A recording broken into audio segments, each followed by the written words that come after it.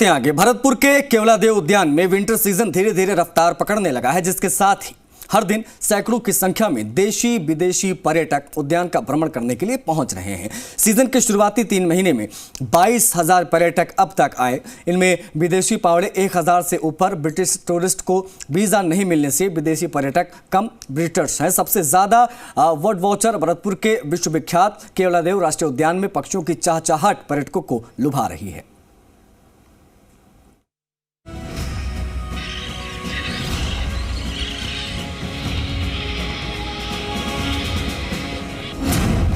Keoladeo national park की बदली तस्वीर।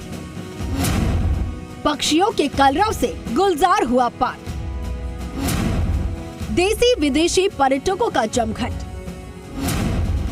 2 साल बाद पार्क में लौटी रौनक। भरतपुर के विश्वविख्यात। क्या आप स्टैंड अप इंडिया योजना के तहत 1 करोड़ का लोन लेकर अपना खुद का बिजनेस शुरू करना चाहते हैं?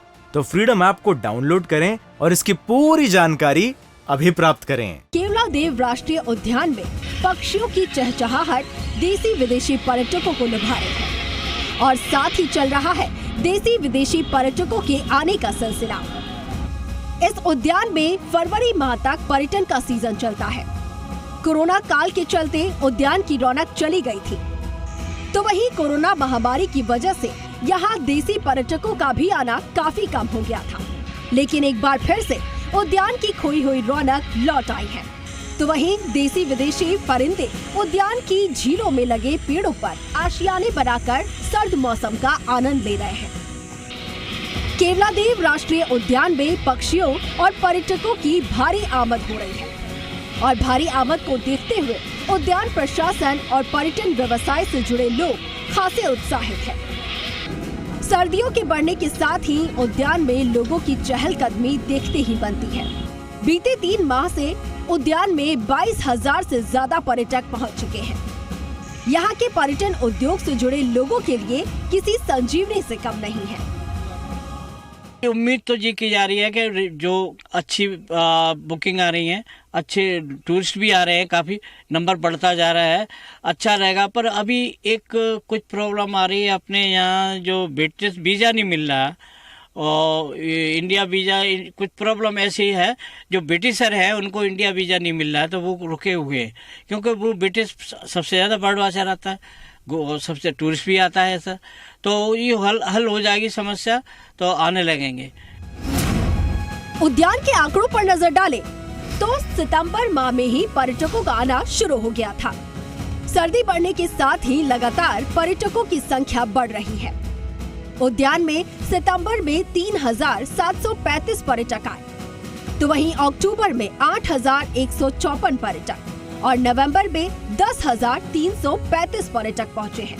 इनमें विदेशी पर्यटक क्रमशः 216, 537 और 693 शामिल हैं। बीते महीनों में पहुंचे पर्यटकों से उद्यान को करीब 29 लाख रुपए से ज्यादा का राजस्व प्राप्त हुआ है। पार्क के सेवानिवृत्त रेंजर भोलू अबरार के मुताबिक उद्यान में करीब 370 प्रजाति के देसी विदेशी पक्षी पहुंचते हैं। केवलादेव नेशनल पार्क में देसी विदेशी पर्यटकों की भरमार से उद्यान के गाइड, रिक्शा चालकों को रोजगार मिलने में उम्मीदें बढ़ जाती हैं। उद्यान के करीब 150 रिक्शों के अलावा पूरे शहर के रिक्शे यहाँ लगा दिए गए हैं, फिर भी ये कम ही पड़ रहे हैं। साफ है कि बिजनेस अच्छा चल रहा है। नेचर गाइड और रिक्शा चालकों को बड़े दिन की छुट्टियों का इंतजार रहता है। फिलहाल तो वीकेंड में एनसीआर क्षेत्र के पर्यटक काफी संख्या में यहाँ पहुँच रहे हैं।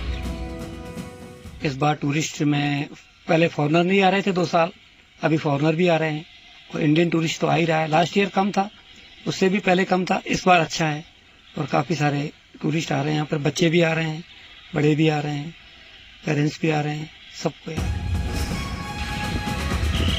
केवलादेव नेशनल पार्क में पक्षियों की लगभग 300 प्रजातियां देखने को मिलती हैं। यहाँ पर्यटकों के आने का सीजन अक्टूबर महीने से शुरू हो जाता है और फरवरी माह तक पर्यटक उद्यान में आते हैं। इस बार 2 सालों के बाद पर्यटकों के आने का सिलसिला जारी है। उम्मीद है कि पर्यटकों की बड़ी आमद केवलादेव नेशनल पार्क को फिर से गुलजार कर देगी। देवेंद्र सिंह, जी मीडिया, भरतपुर। क्या आप स्टैंड अप इंडिया योजना के तहत 1 करोड़ का लोन लेकर अपना खुद का बिजनेस शुरू करना चाहते हैं? तो फ्रीडम ऐप को डाउनलोड करें और इसकी पूरी जानकारी अभी प्राप्त करें।